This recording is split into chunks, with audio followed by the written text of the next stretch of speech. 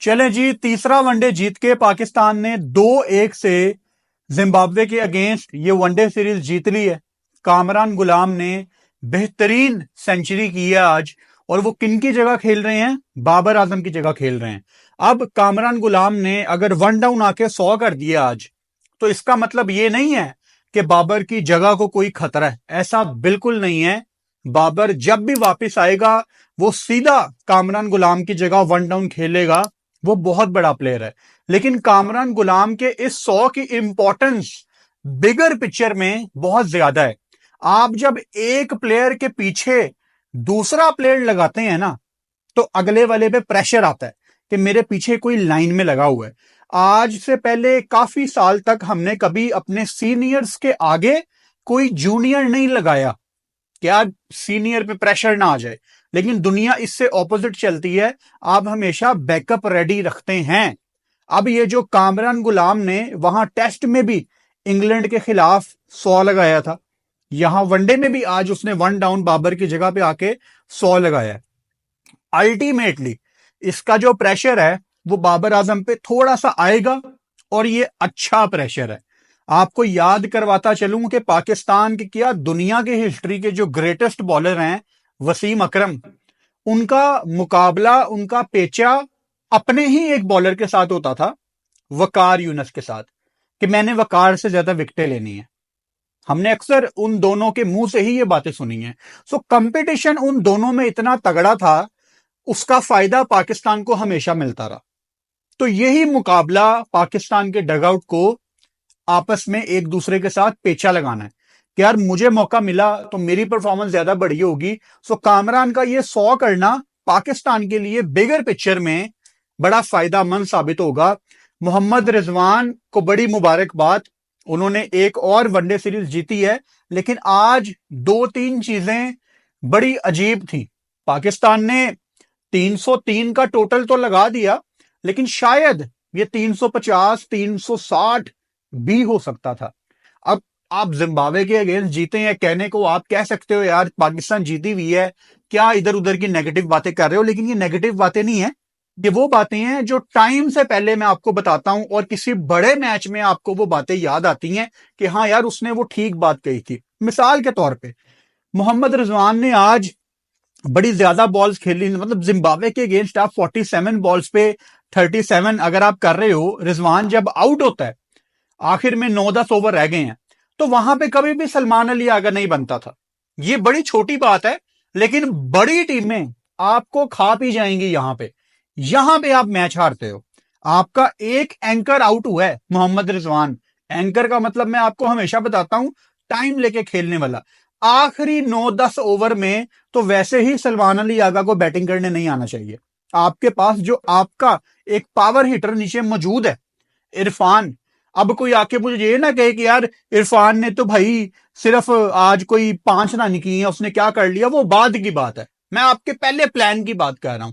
अगर रिजवान आउट हुआ है, 9-10 ओवर रहते हैं, तो वहां पे आपको इरफान को भेजना चाहिए था। माइंडसेट, यार हमने ज्यादा रन्स की तरफ जाना है, उससे बच्चे को भी कॉन्फिडेंस मिलता कि यार मेरा मेरा जो एक्चुअली रोल है, मैंने आज उस पर चीजें अप्लाई की हैं।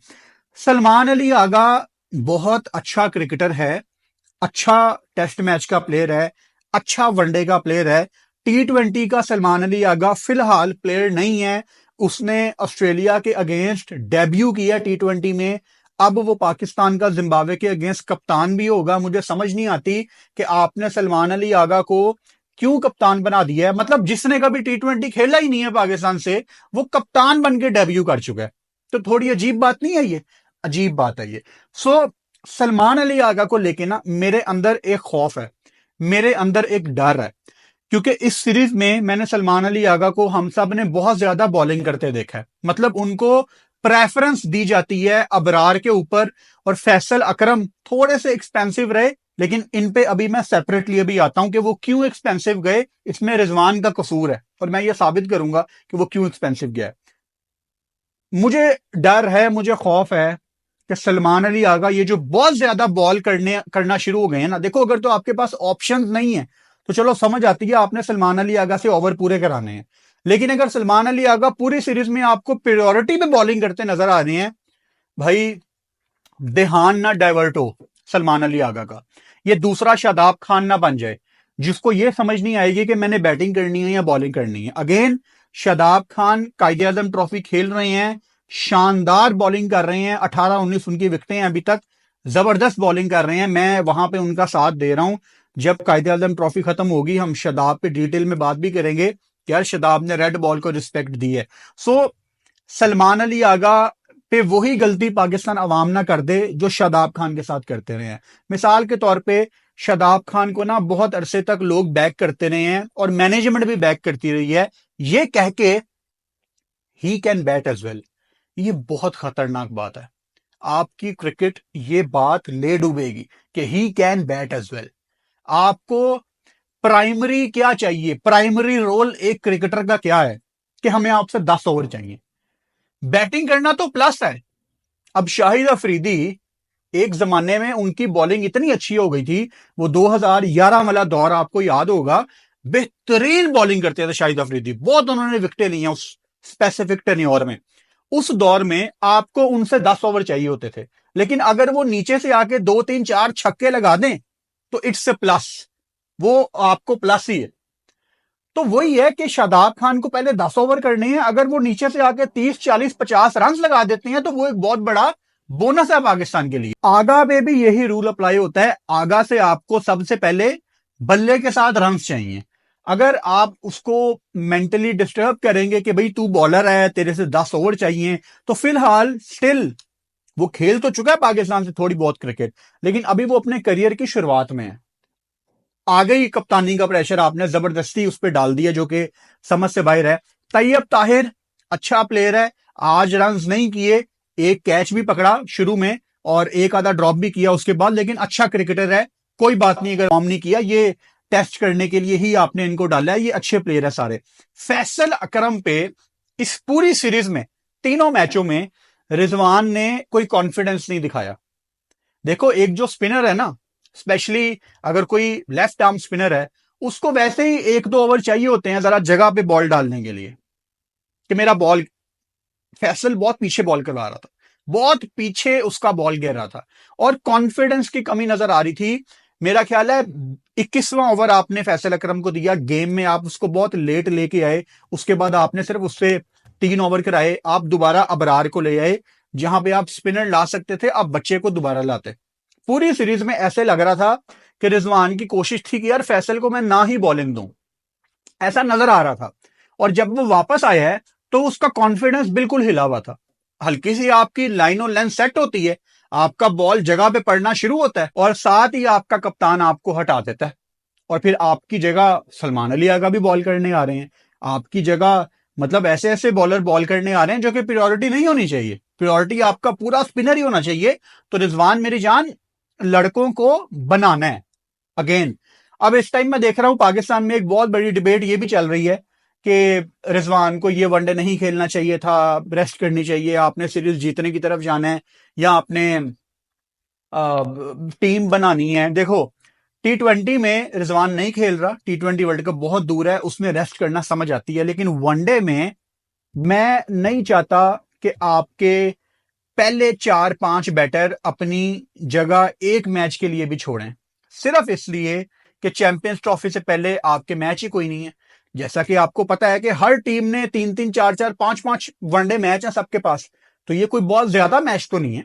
आपकी ये वनडे सीरीज खत्म हो गई, अब जनूबी अफ्रीका के अगेंस्ट आपने 3 वनडे खेलने हैं और फिर आपकी एक ट्राई सीरीज है, दैट्स ऑल, मैच ही नहीं है। तो आगे ही आपके पास मैच बड़े कम है और वनडे क्रिकेट भाई ज्यादा शफलिंग आपको नहीं करनी, आपको शफलिंग सिर्फ तब करनी है जब आपको कोई बड़ा टारगेट मिल गया और आपके पास कोई पावर हिटर है, आपने उसको थोड़ा सा ऊपर बैटिंग करानी है, तब समझ आती है बात। लेकिन one day cricket, test cricket numbers का खेल है। आपके 2 ओपनर आ गए, अब्दुल्ला और साइम अयूब, 1 डाउन आपका बाबर आजम आ गया, अगर बाबर नहीं है तो आपका कामरान गुलाम आ गया, चौथे पे रिजवान आ गया, इसको आपने कंटिन्यू करना है और यही की है बड़ी टीमों की कि वो अपना नंबर नहीं छोड़ते। साइम अयूब पे मुझे याद आ गया, मैं भूल गया था, साइम अयूब को यार पाकिस्तानी अवाम ने ना बड़ी कोशिश की कि साइम अयूब को किसी तरीके पाकिस्तान टीम से बाहर निकाल दिया जाए, क्योंकि जो हमारे पाकिस्तानी लोग हैं ना, इनको आदत है रन्स देखने की, इनको 40 बॉलों पे 50 पे ये खुश होंगे, लेकिन अगर कोई इंटेंट दिखाते हुए फील्डलेस खेलते हुए 10-15 पे आउट हो जाए तो ये कहते हैं उसको निकाल दो। यानी पाकिस्तान अवाम एवरेज इसको पसंद करती है, स्ट्राइक रेट को वो कहती है कि नहीं इसको हमसे पीछे ले जाओ। साइम अयूब को बनाने के पीछे बाबर आजम भी है, शान मसूद भी है, आपका पूरा सेटअप है जिन्होंने साइम को नहीं ड्रॉप किया। पिछले मैच में उसने 100 भी लगाया, वो रिकॉर्ड की लिस्ट मेरी शाहिद अफरीदी के बाद ऊपर भी आ गया। तो ये क्रेडिट है आपके सिस्टम का, आपके पिछले कप्तान बाबर आजम का, आपके ये वाले कप्तान का रिजवान का, आपके टेस्ट वाले कप्तान शान का, कि वो लगातार इस पे ट्रस्ट कर रहे हैं। देखो प्लेयर बनाना क्या होता है, यही होता है प्लेयर बनाना। आप दुनिया में बात करते हो ना पाकिस्तान प्लेयर नहीं बनाता, जब कोई प्लेयर बन रहा होता है सबसे पहले आप पाकिस्तान फैन उसकी टांगे खींचते हो। यही होता है ना प्लेयर बनाना, कि किसी से रन नहीं हो रहे लेकिन आपको कॉन्फिडेंस होता है कि यार ये कर लेगा ये कर लेगा, यही तो होता है प्लेयर बनाना। सो अगर एक प्लेयर बन रहा था, मैं लगातार साइम को बैक करता था, और जहां पे साइम ने जीरो किया सबसे पहले नीचे कमेंट आते थे, हाँ भाई तुम तो कहते थे साइम अयूब बड़ा अच्छा प्लेयर है। क्या आप लोग इंतजार करते हैं किसी के फेलियर का? लगता तो यही है कि लोग इंतजार करते हैं कि यार ये फेल हो और मैं कमेंट करूं, मतलब आपके कमेंट के ऊपर टीम की ऐसी की तैसी भिड़ जाए। तो ऐसा नहीं होता। ये मिसाल सारी साइम अयूब की मैंने इसलिए दी है कि अब्दुल्ला शफीक की तरफ से अभी तक वैसी कोई हमें क्रिकेट इस वनडे सीरीज में नहीं दिखी। पिछले मैच में भी जो पाकिस्तान ने 10 विकेटों से मैच जीता, उस मैच में भी साइम अयूब का 100 था, अब्दुल्ला बहुत ज्यादा स्ट्रगल कर रहे थे। मैंने बताया था आपको कि कमेंट्री बॉक्स में भी आमिर सोहेल कह रहे थे कि अब्दुल्ला सॉफ्ट बल्ले के साथ नहीं खेल रहा, बॉल टाइम नहीं कर रहा टेक्निकली। अगेन मैं टेक्निकल चीजों पे कभी कमेंट नहीं करता, लेकिन जो टेक्निकल एक्सपर्ट है वो हमेशा कहते हैं कि ये टेक्निकली बड़ा अच्छा प्लेयर है अब्दुल्ला शफीक, और देखने में भी बड़ा अच्छा प्लेयर लगता है यार, बड़ा स्टाइलिश प्लेयर है, देखने में अच्छा लगता प्लेयर है। लेकिन उसने जो इंडिया के खिलाफ, मैं अगेन इसकी मिसाल हमेशा इसलिए देता हूं कि उसने जो बुमराह के खिलाफ चार्ज लिया था ना, वो उसका जिगर गुर्दा दिखाता है। और आपको रेफरेंस के लिए मैं एग्जांपल देता हूं, जब 92 के वर्ल्ड कप में इंजमाम ने एक चौका मार के आउट हो गया था, इमरान खान ने उसको बैक किया था। मतलब आपको चावल चेक करने के लिए एक दाना काफी होता है। और अगर अब्दुल्ला की कोई इशू आ रहा है, कोई उसकी टांग पीछे रह रही है, कोई हाथ का मसला है, कोई उसका टेक्निकल मसला है, ये कोचेस की जिम्मेदारी है कि वो उसको ठीक करवाएं। अगर एक टैलेंट आपका पाकिस्तान टीम में आ गया है और वो मसला कर रहा है, तो कोचिस का यहां पे काम है ना, वो लाखों रुपए ले रहे हैं, कोचिस का काम है कि उस मसले को ठीक करें। ये तो बड़ा आसान है कि आपने किसी प्लेयर को उठा के पीछे फेंक दिया कि जाओ यार तुम डोमेस्टिक में वापस जाओ, उस पे काम कौन करेगा, उसको ठीक कौन करेगा? ये बड़ा एक ना पीछे की तरफ स्टेप होता है कि आप किसी प्लेयर को निकाल के दूसरे को टीम में ले आए। जो आपने इतना टाइम इन्वेस्ट किया है, जो आपने इतना पैसा इन्वेस्ट किया है अब्दुल्ला पे, आप उसको लगातार पाकिस्तान टीम के साथ कैरी कर रहे हैं, उसका क्या? तो अगर तो वो पाकिस्तान टीम के साथ है, फिलहाल वो परफॉर्म नहीं कर पा रहा, उसके साथ काम करो। चैंपियंस ट्रॉफी में बहुत थोड़ा टाइम है, बजाय इसके कि आप किसी दूसरे ओपनर को दोबारा, फॉर एग्जाम्पल इमामुल हक वगैरह को लेके आओ आप वापस, जिसको वापस आके ये साबित करना पड़ेगा कि पता नहीं मेरी जगह भी बनती है कि नहीं। उससे बेहतर ये नहीं है कि जो टीम के साथ है आप उसको ही खिलाओ। तो इसके बारे में जरा आप सोचें और मुझे बताएंगे इसके बारे में आप क्या सोचते हैं। सो दूसरी सीरीज रिजवान ने अपनी कप्तानी में जीती है, पहले ऑस्ट्रेलिया को हराया और अब जिम्बाब्वे को हराया। और मुझे पता है आप लोगों को चैंपियंस ट्रॉफी से रिलेटेड वीडियो का इंतजार है, और पाकिस्तान टाइम के मुताबिक 8:30 बजे रात को 8:30 पे चैंपियंस ट्रॉफी की एक बड़ी इंपॉर्टेंट वीडियो आ रही है। इंडिया टाइम के मुताबिक रात को 9 बजे आज चैंपियंस ट्रॉफी की वीडियो में मिलते हैं।